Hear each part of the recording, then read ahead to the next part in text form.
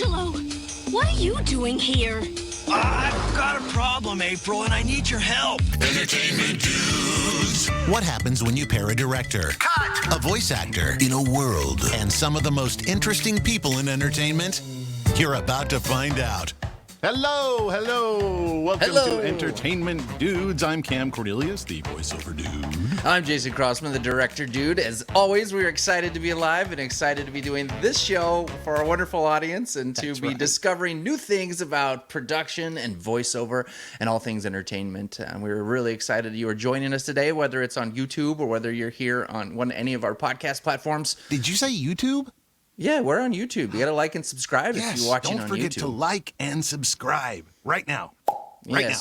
Okay, Yes. Are you doing it? We'll just wait. We're just going to wait the rest of the day because we have an exciting guest and you're going to want to see because that was a little teaser about you just saw. I wonder who the guest will be. There. Wow, wasn't ready for that. It's the turtle dude. Yes. Townsend Coleman. Yes. Very nice. Welcome. man. Welcome to the show. Gosh, we're really, really excited that you're joining us today. I mean, I know Cam especially, he does voiceover. I like it as well, but, you know, he was very excited. Come Cam, on, Jason. Calm down, Cam. Crank it up a little for me, would you? All right. So There you happy. There you go. See, I got the toothy grin. Thank you. So you're a man of many talents. I love Cartoons, promos, commercials. I mean, you've done it all. I've done a bit of it, that's for sure. Oh, yeah, because I was actually scrolling on your IMDb and my finger got sore before I got to the bottom, so I don't even know what you started doing. I was like, oh, babe, rub this, it hurts. Honey, I need help. My finger Oh man! hurts. But let's start at the beginning because being in VO, I know two sets of people: a set of people that used to be in radio, and a set of people that started not in radio. And a lot of times the people that don't start in radio say, "Oh, a radio background, that's awful. That's awful."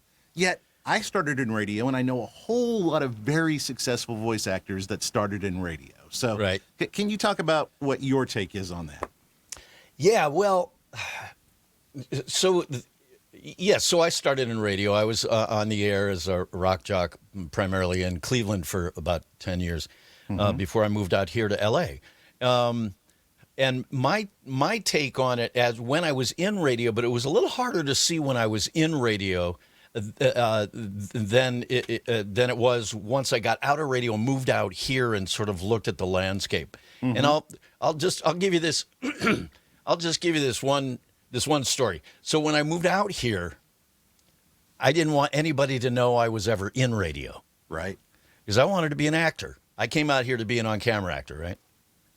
And I did not want to be cast as the disc jockey, the announcer, the voiceover. You know, the voiceovers weren't really that big a thing. This was back in the mid '80s, so in 1984. So the voiceover thing certainly wasn't the thing that it is now.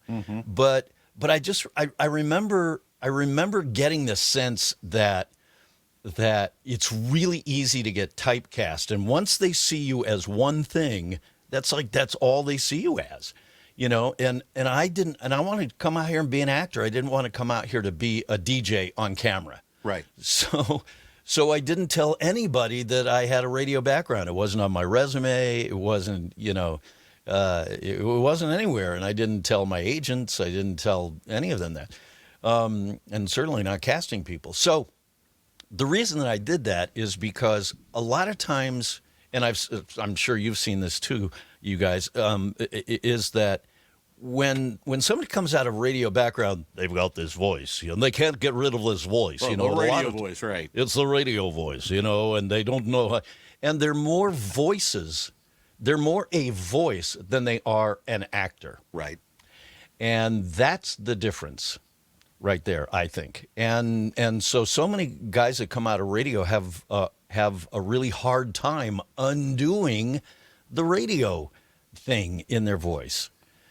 So that's so that's the sort of the demarcation line that I see between the guys who are radio guys that, try and get into acting, and they're, they can't get rid of this, and so they never get cast on anything.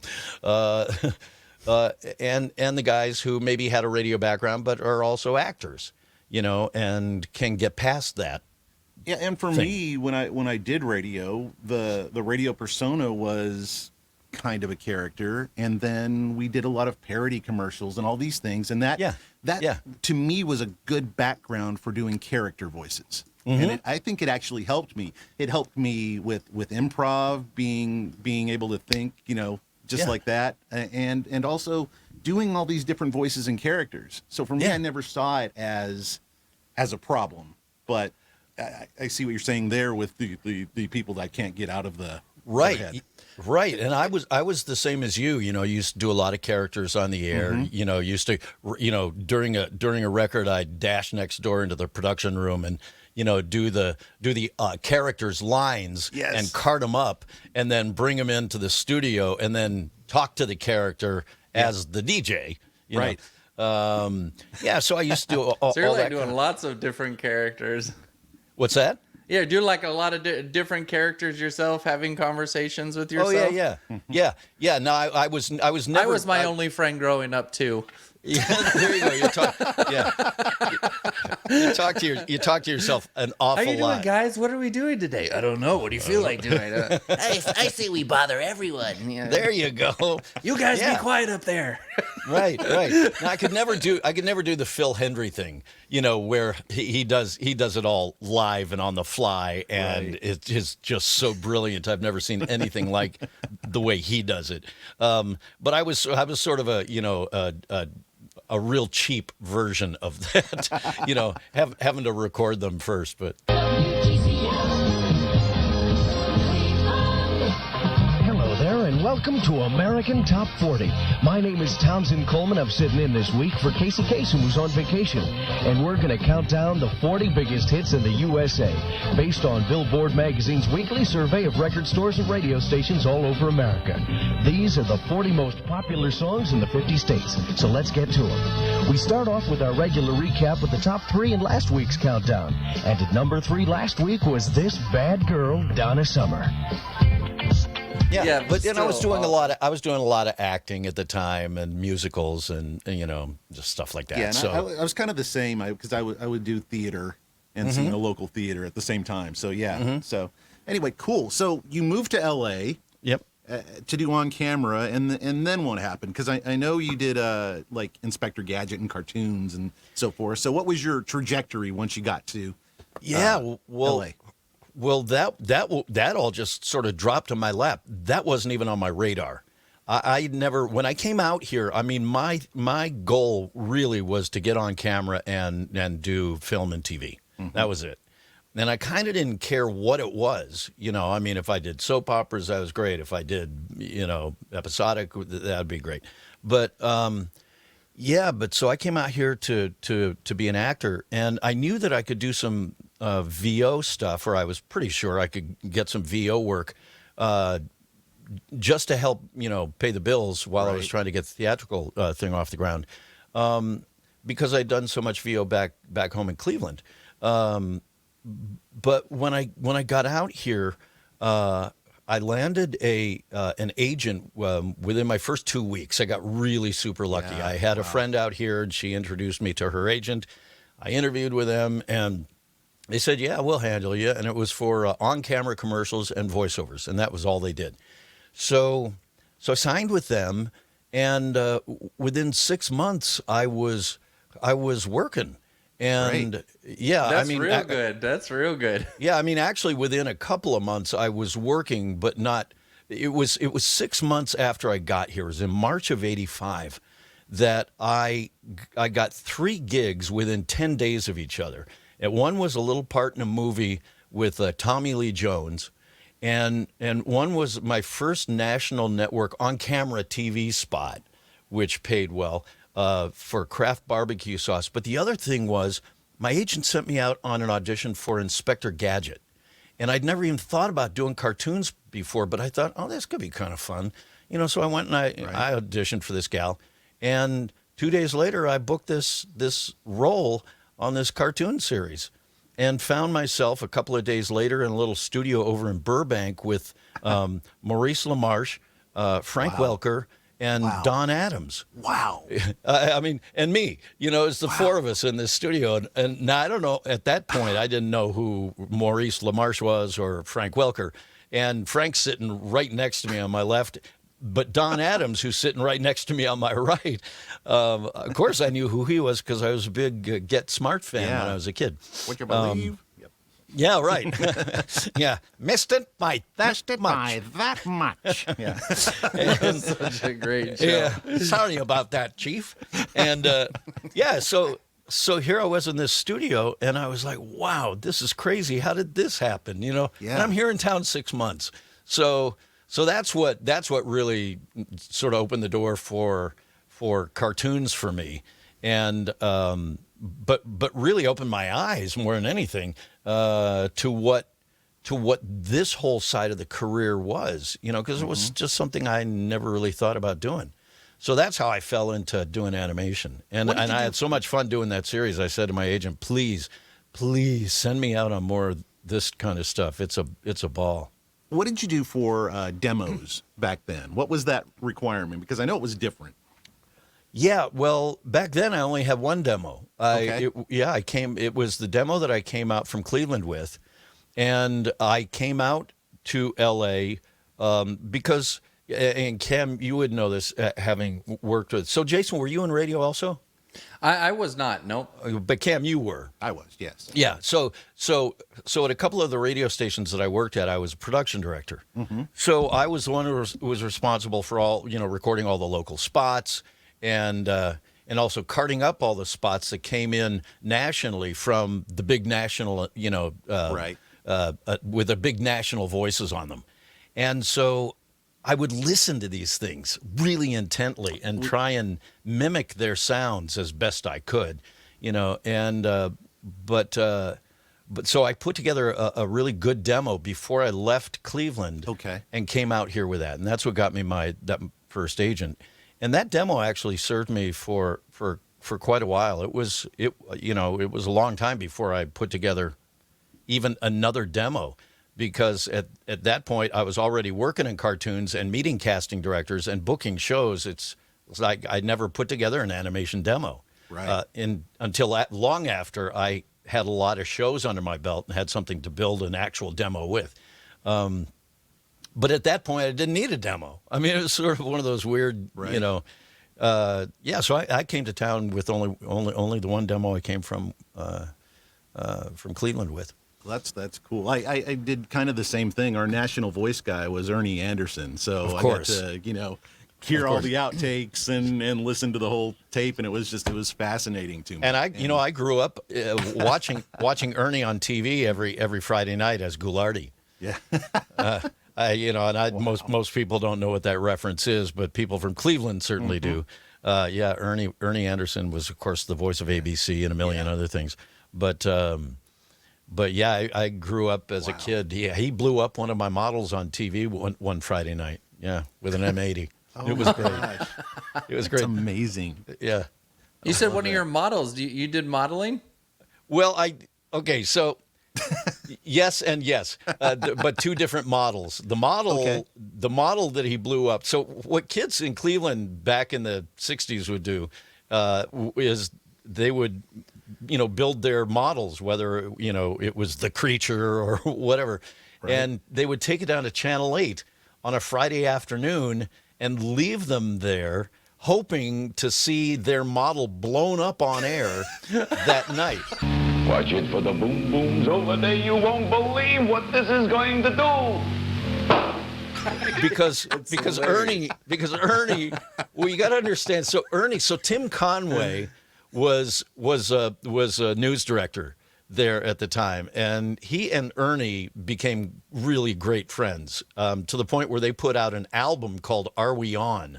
of their comedy bits back then, and like Tim Ernie, Conway and Don Knotts. Tim Conway, that Tim Conway, right? Look, I want to tell you something. You're on television. No kidding, you've been on television all the time. Yeah, right there, into the turnovers. Yeah. Hi, I remember to get the new Laos with the polyethylene wrapper. No way. That's awesome.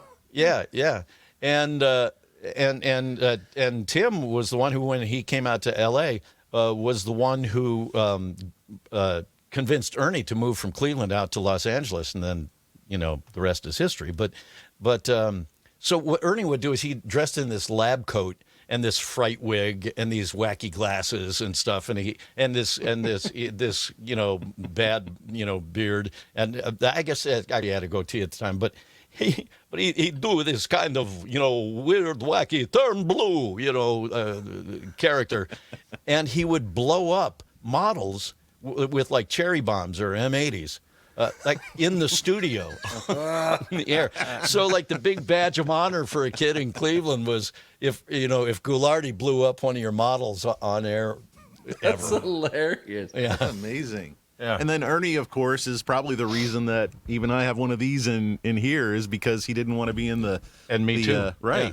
Didn't want to Right. be in the vocal booth. He wanted to be in there when he was voicing with everybody else. Tonight's all new. First, is Angela really married? And Yeah, so the this biggest has great favor noise he ever rejection. did us, right? Exactly. Yeah. Ernie and his man. red socks. always wore red socks. Oh man. Yeah. So from Inspector Gadget, you wanted to do more animation. Where did it go from there? What did you do? Yeah, I just I started auditioning, for shows, and I booked a series called Saber Rider and the Star Sheriffs shortly after that, and then got in over at Hanna-Barbera, was doing some guest work. The only series I ever booked over at HB at the time was called Wildfire, and but did episodes of like the Snorks and the Littles and Snorks, I remember. Snorks, gosh, oh my gosh! I just had a flashback. That came hard and fast. With the Snorks. Sorry, I should have warned you. Yeah, I needed a warning. Like, heads up, Wow. this may cause flashbacks. The underwater Smurfs. Yeah, That's right. Yeah, so I got in over at Hanna-Barbera and then booked a. Let me see. I'm trying to. This is back in like '85 and '86. Can I ask a quick question? Yeah. Just for our audience members. Okay, so just in terms of auditioning, how different is auditioning from you don't actually show up in person somewhere, do you? Do your agents calls and how does that audition process work, and what kind of things would you want to tell people who are voiceovers to think about when they're auditioning for roles, for voiceover roles? Oh wow, well that's a whole nother thing. Like a whole by nother itself. Now, so are you talking about back then or now? Oh, how has it changed?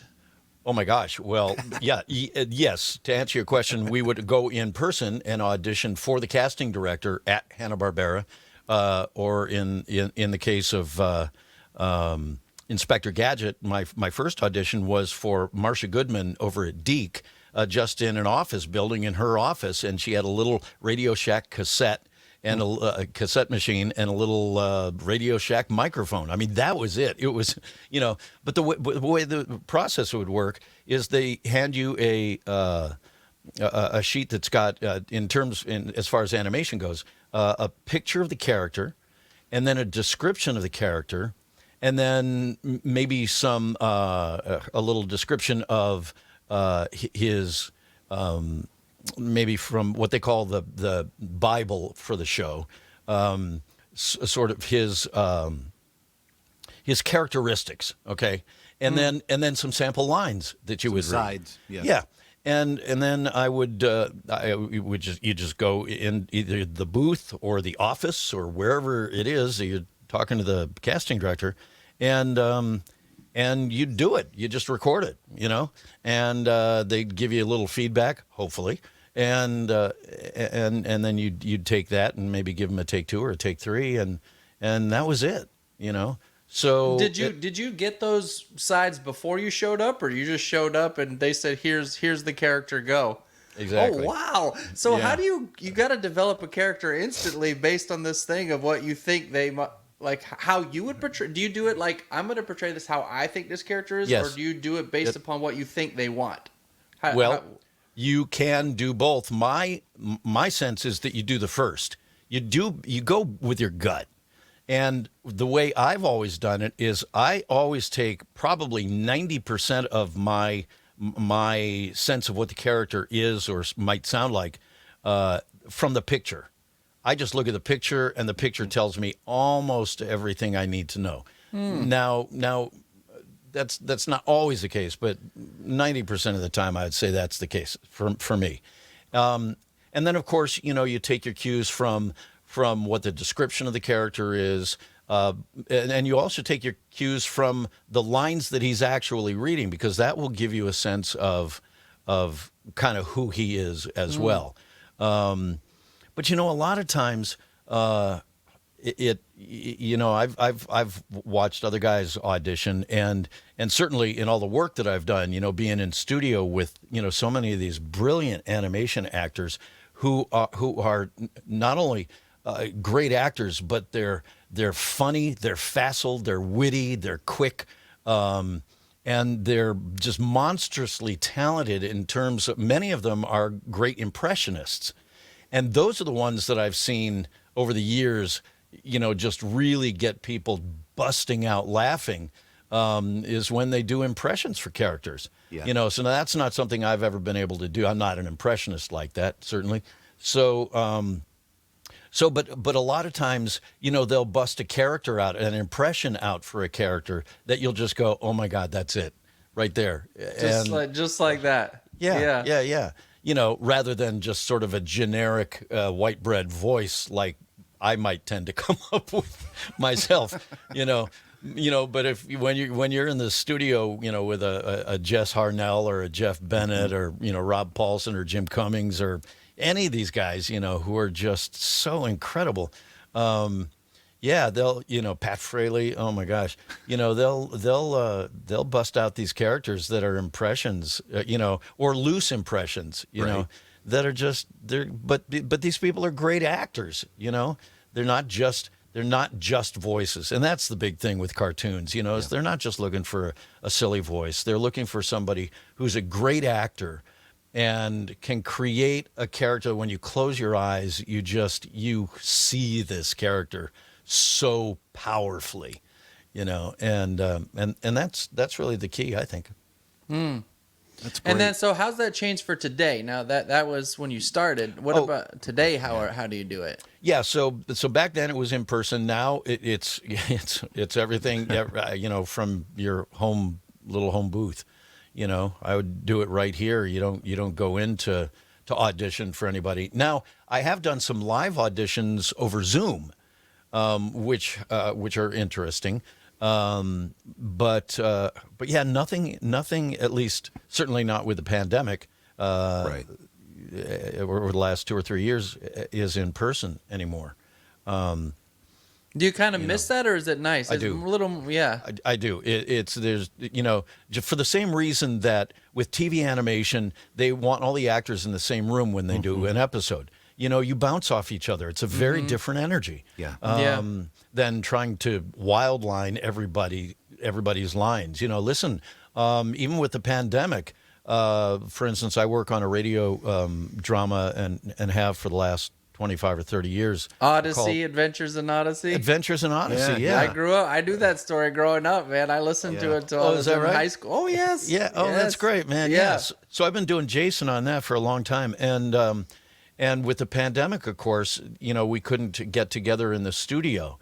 And yet I have been working loosely representing a company called IPDTL, which is a way of being able to get multiple voices from multiple locations on a session simultaneously. They can get up to 6 people simultaneously.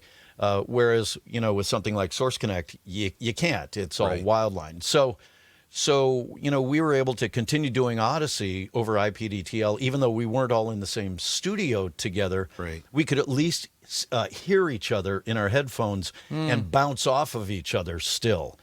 So Yeah, I So, think it's like the difference between doing a table read for a script and then doing like a Zoom read for a script. It's just like that energy you get in person. And there's a relationship that you're building with the people in the room that you sense, you feel it. And Yes. you got to know if it's clicking. It's like you Absolutely. can tell. And when you've got the eye contact and you can turn and some of my greatest memories are, sitting in studios, doing Ninja Turtles or The Tick and you've got these incredible actors in the studio with you.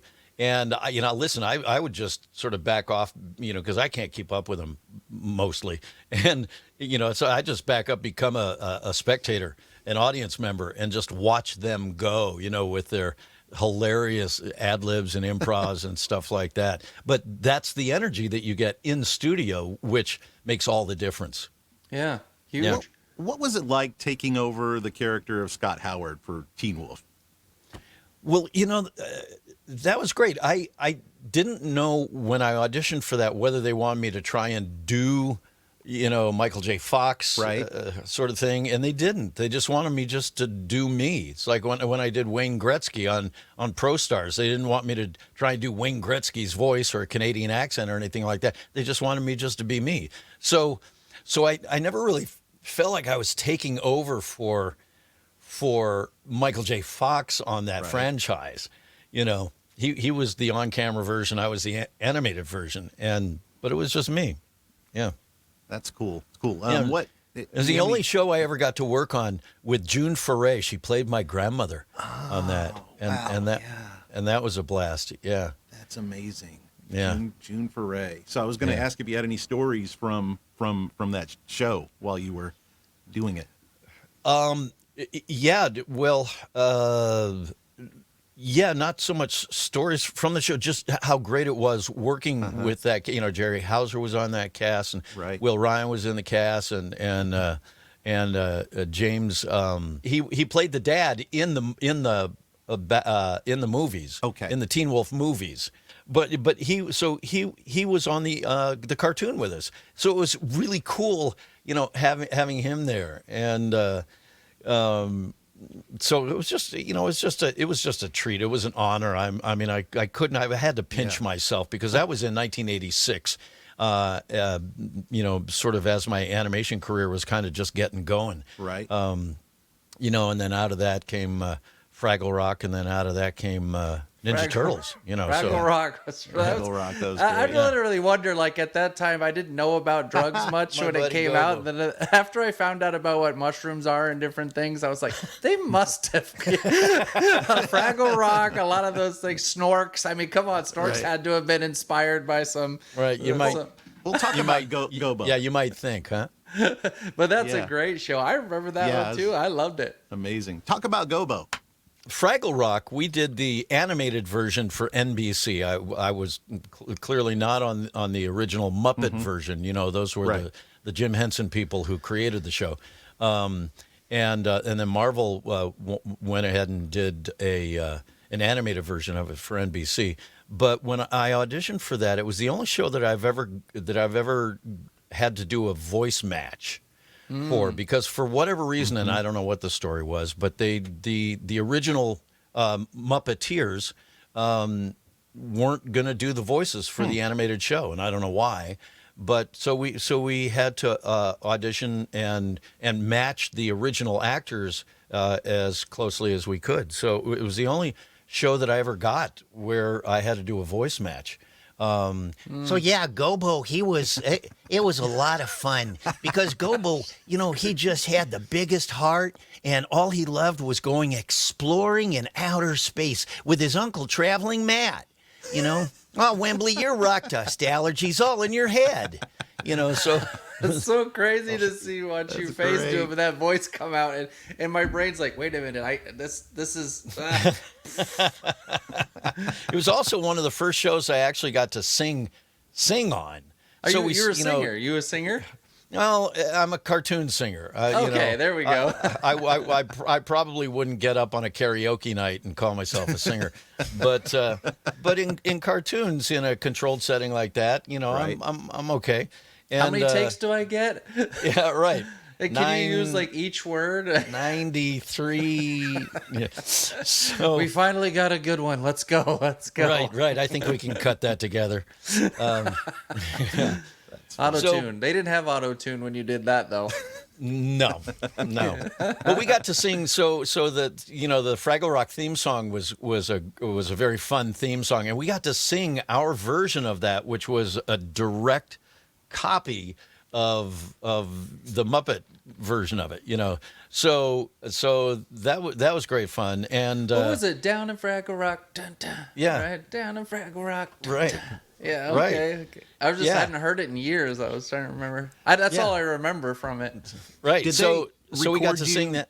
Did they record you all separately, or were you all in the room together when we were all in the room? We were all in the room together. See, yeah. In fact, I was a big video nut back then, and had my own little video VHS stereo portable rig, and which I took to that session. And so I got some great video from that session along with John Semper, who was the director of the show, and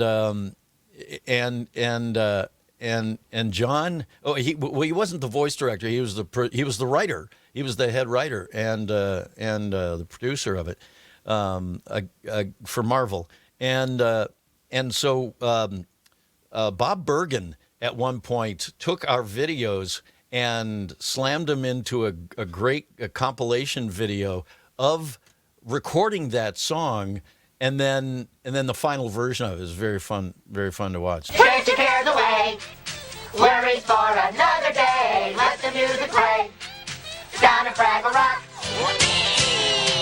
Chase your cares away, worries for another day. Let the music play down in Fraggle Rock.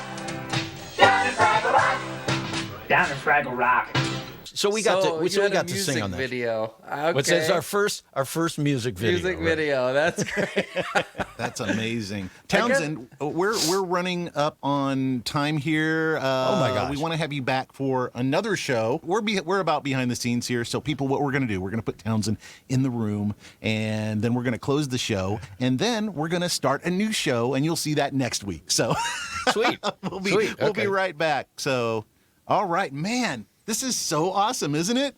Yeah. Oh, yeah. I think you look like you're like a little kid in a candy shop. Yeah. Well, this is great. like hearing the behind the scenes and all the originals. And there's so much. He's got such a great career that there's so much more we need to talk about. And so we. I like that the talent. I love that the way that each person approaches different characters. It's crazy how much an individual informs a character, and how it's that person that brings it alive. And to me, the thing that makes it the most successful is when you see the soul of the person in the character that they create, and that's when it comes alive. And you can tell he has a passionate love for these characters and just what he's doing. And there's always a little bit of yourself in the character. Yeah, so, super no matter cool. Well, let's find out how much more of his self is in the rest of these characters. That's right. So, folks, thank you for joining us. Again, like and subscribe, and we'll be back next week with some more Townsend Coleman on Entertainment Dudes. Thank you for joining us. Yes.